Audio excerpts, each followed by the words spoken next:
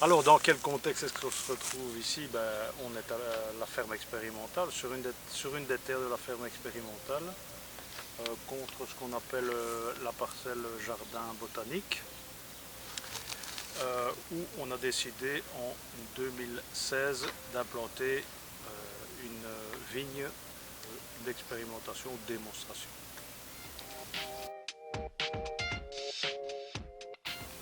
Donc là, c'est une culture qui est de plus en plus en expansion en termes de diversification agricole, et il y a au jour d'aujourd'hui peu de réponses quant aux exigences et aux aptitudes de différents cépages dans des contextes pédoclimatiques tels que celui du Hainaut. Dans un premier temps, il y a à la fois des grands cépages classiques qu'on retrouve en France, qui nous servent un peu de référence, et puis d'autres cépages beaucoup plus résistants et censés être plus adaptés aux conditions locales que l'on met en parallèle. Alors en termes de rouge et de blanc, c'est pas trop compliqué parce que en fait il y a peu de cépages rouges qui sont adaptés à la culture du Nord.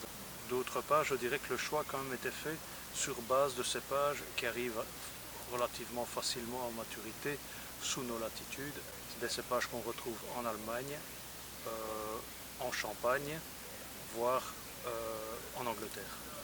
Alors par exemple, et je prends mon copion, on peut retrouver en rouge Cabernet Cortis, Monarque, Régent, Dornfelder, donc un cépage allemand, du Pinot Meunier ou du Pinot Noir. Alors en blanc, on retrouve le Riesling, le Pinot Gris, le Chenin, plus connu aussi, le Chardonnay évidemment. Voilà, ça c'est des cépages qu'on connaît bien et qui peuvent servir de comparaison avec des nouveautés comme Johanniter, Muscaris, Müller-Thurgau, Ortega, etc. Donc au total, il y a 7 cépages rouges et 16 cépages blancs qui sont ici implantés sur le vignoble, avec parmi tout cela 11 cépages qui sont résistants aux maladies.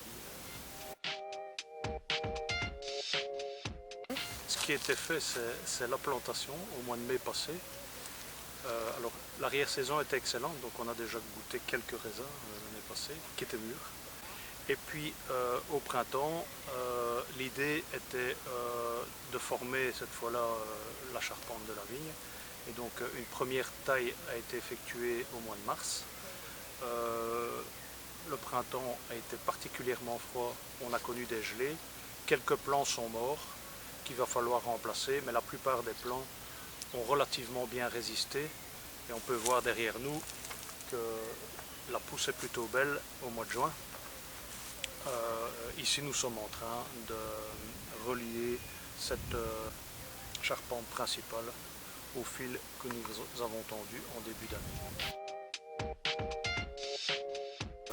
Donc en termes de suivi, l'objectif du vignoble, c'est à la fois de suivre donc, la résistance aux maladies des différents cépages, leur aptitude à la vinification, la précocité des raisins, donc de pouvoir les comparer les uns aux autres, et aussi d'interagir avec notamment l'école d'agronomie, donc la Haute École Condorcet, dans laquelle il y a une section fermentation, et donc on pourrait imaginer un partenariat au terme de vinification, en micro-vinification de ces différents cépages.